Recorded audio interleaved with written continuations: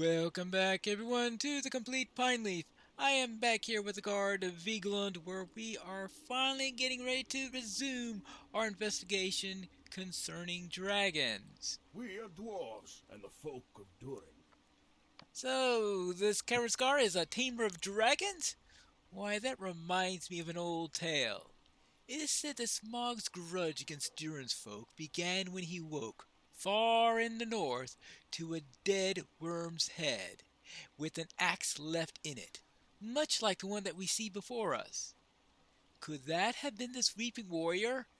Those servants of Sauron are deathless, are they not? But what is it that he wants with an old dragon bones? Bah! I'm no expert in dragons, but there are dwarves in Erebor who are.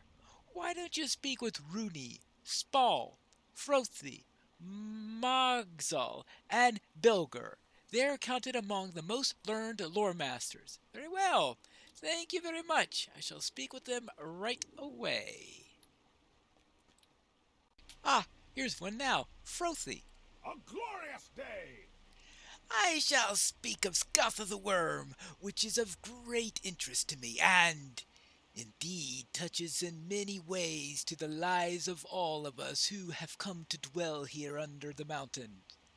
It is long ago and far to the north, in the grey mountains, that Durin's folk disturbed the slumber of the great dragons, Scatha among them.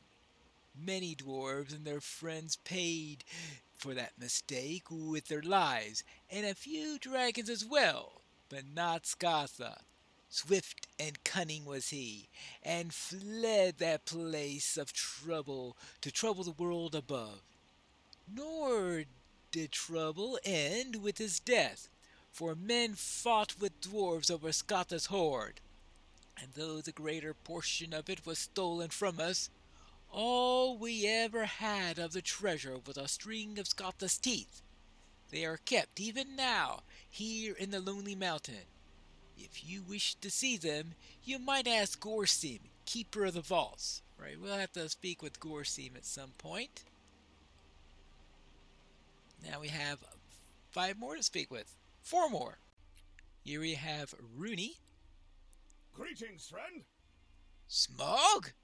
Why, yes, of course. It is common knowledge the cunning worm seized this very mountain from the dwarves and made it his lair for many long years. What fewer know is from whence Smaug the Golden came. The answer, of course, is the north, where the great dragons dwelled. Why he came south I cannot say, but it is written that his hatred of the dwarves runs old and deep, ever since discovering 5 young worms slain and wrongly blaming Durin's folk. Well, I have a feeling Karaskar was responsible for that little bit. Alright, we have 3 more to speak with. Here we have Spall. Let's see what he knows about dragons.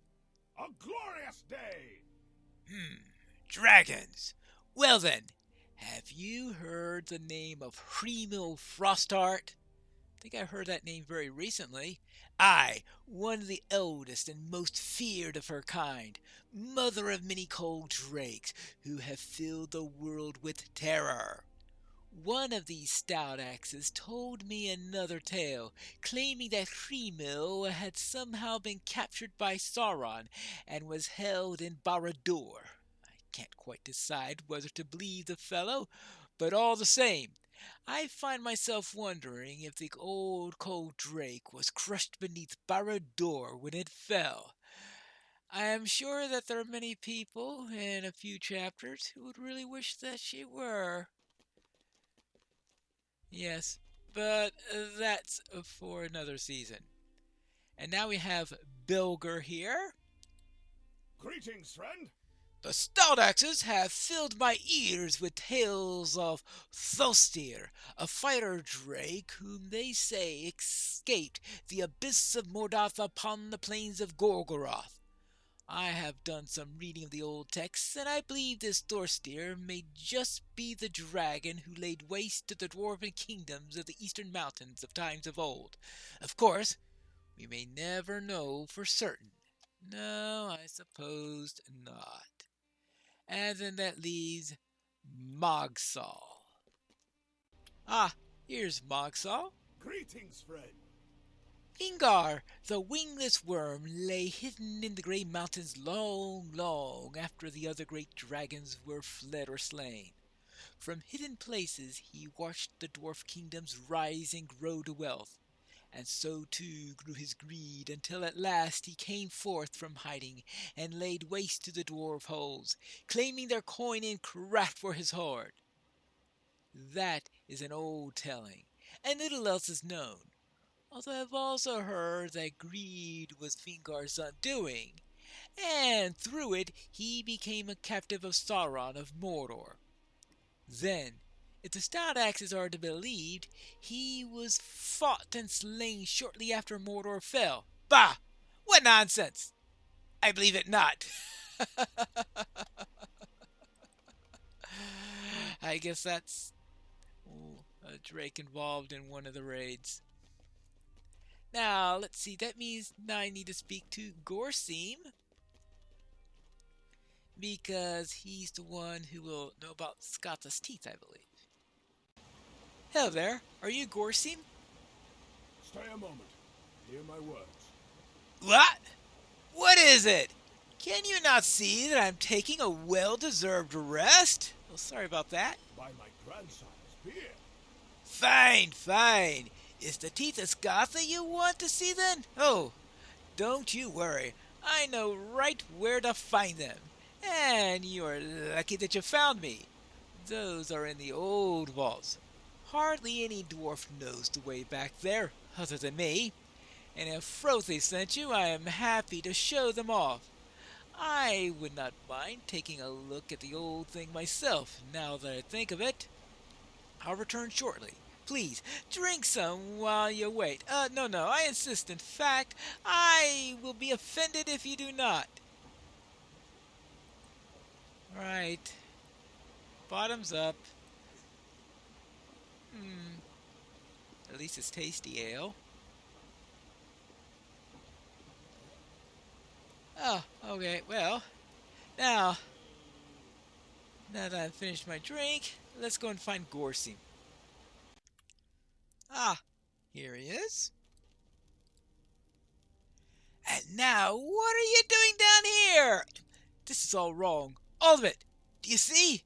This is the sack that held the necklace. And by Smog's bones, it's empty but for a single tooth. Oh, this is not good. You must go tell Frothy at once.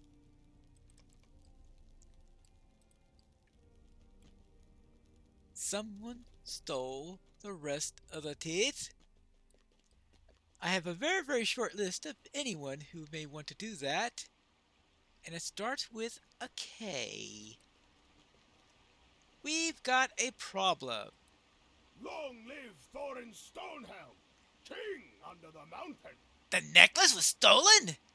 That was a piece of our history, Warden. This is a serious grievance. Well, I'd say that you agree with that matter. A glorious day.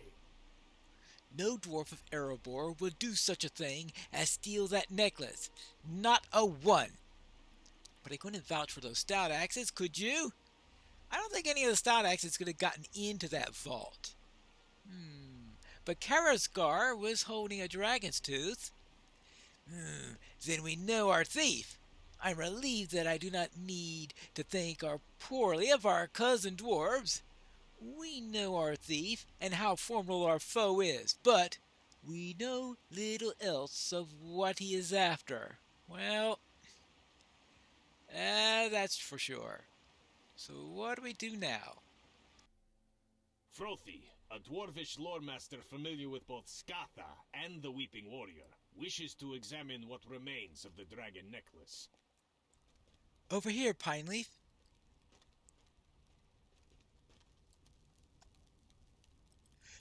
What do you make of the tooth? Alright, well, it's a big tooth, that's for sure. One tooth of Skatha.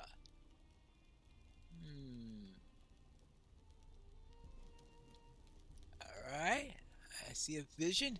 The Dark Lord has called upon you! Ah! No! Then die! I am bitten, and I can feel the poison. It has gone deep. I know the poison's effect. Is this then my doom? Cursed for all time with an unending pain? Urgh!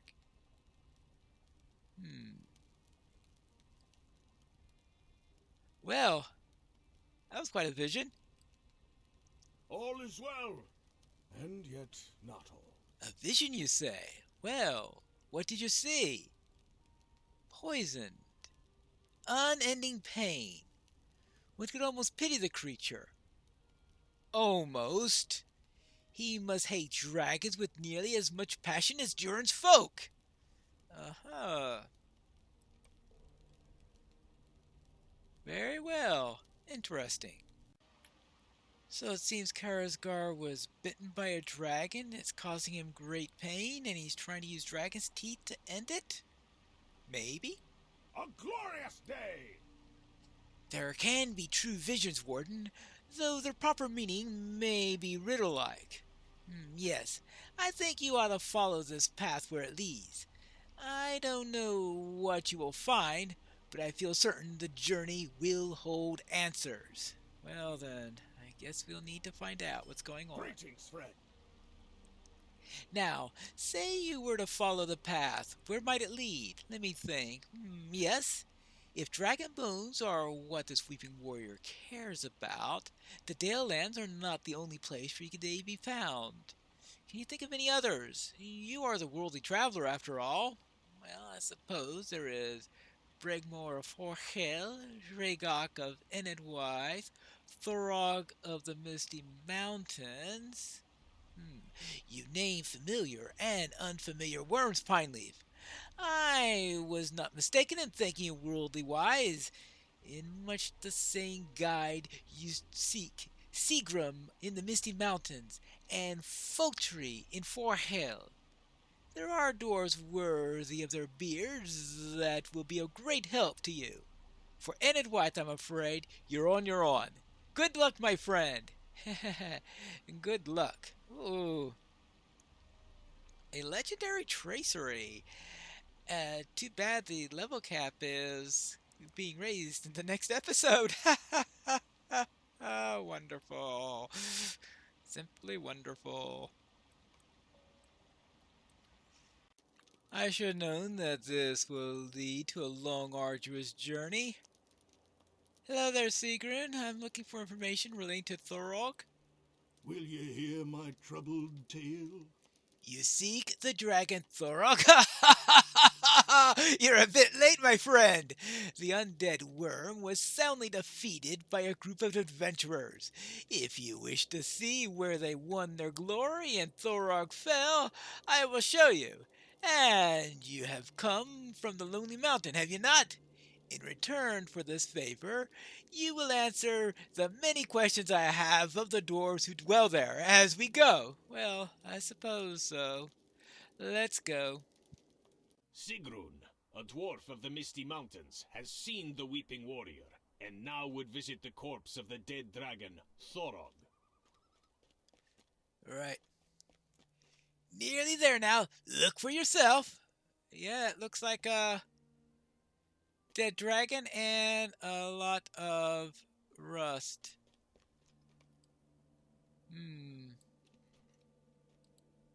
Something's missing. Another vision. My skin boils and blisters from this curse. My armor is rusting. Always rusting. I must find a cure.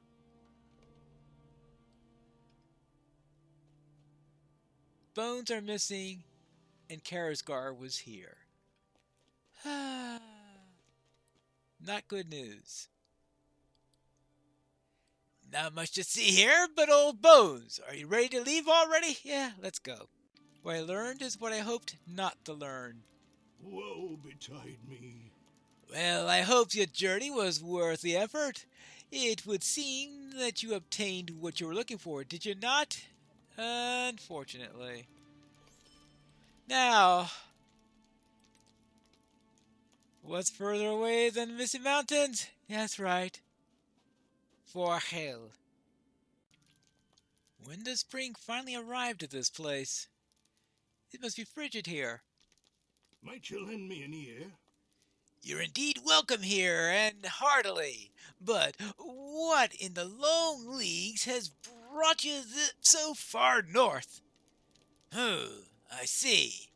We keep close guard upon the dragon's corpse, but you do not have the look of someone planning any mischief or wickedness, so I will take you there, though under the watch of my wary eye all the same. I have a feeling somebody's already been there doing mischief, but alright. I guess we'll go. Fotri, a dwarf of Forochel, has seen the Weeping Warrior and hastens to view the corpse of the dead dragon, Bregmore. Yes. There can be no doubt some of the dragon's bones are not here. Is there any oh, yes, yes, yes, here's the rust spot. Yeah. Inevitable. Most inevitable.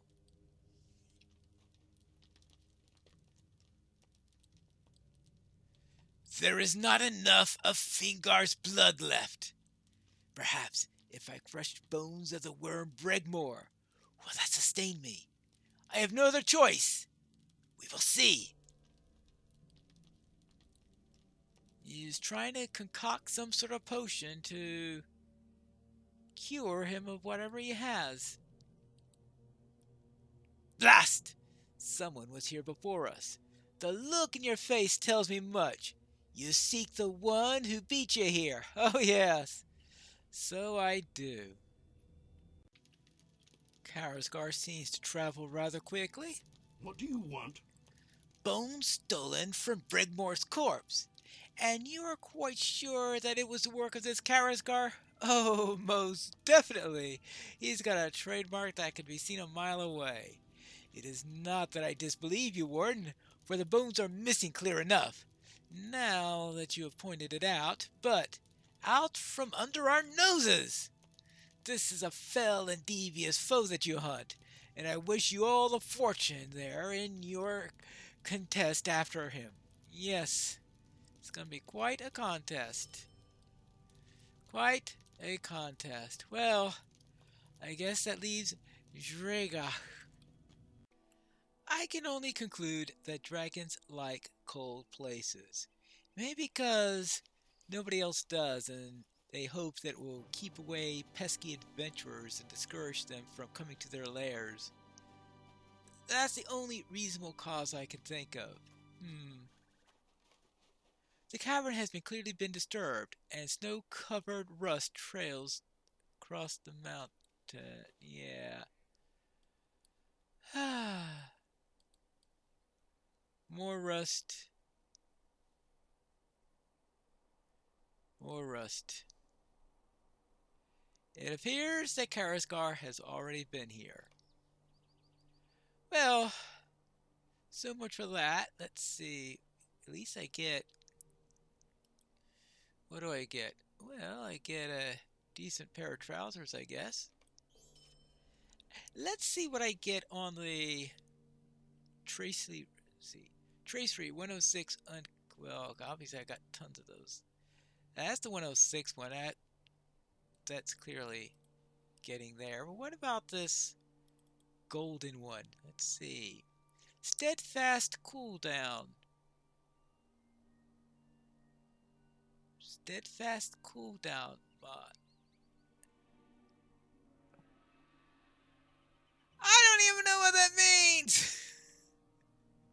I really should remember my skills better. Steadfast. Right here. It frees you from combat states like dazes and stuns and fellowship maneuver stuns. I didn't realize that there was a tracery to help with that, because 1 minute cooldown, this gives a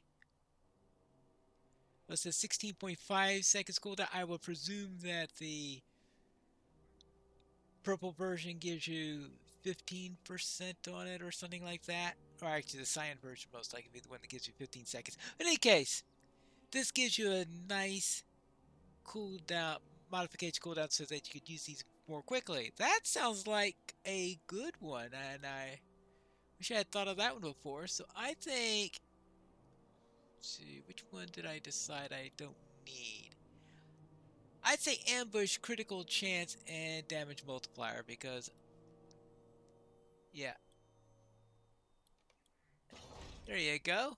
I'll use steadfast cooldown. Now that I have that done, I'll probably have to throw a few more points and skills into that at some point. That finishes up this little epilogue in the Trail of Rust. So what is next? It's good to finally be out of the cold and back in Erebor, where we are now able to end the season of the complete Pineleaf. But don't worry, we should very quickly have the next season begin because we'll be heading into the Iron Hills and into the Grey Mountains, and of course continue on with the Black Book of Mordor when we return to the complete Pineleaf.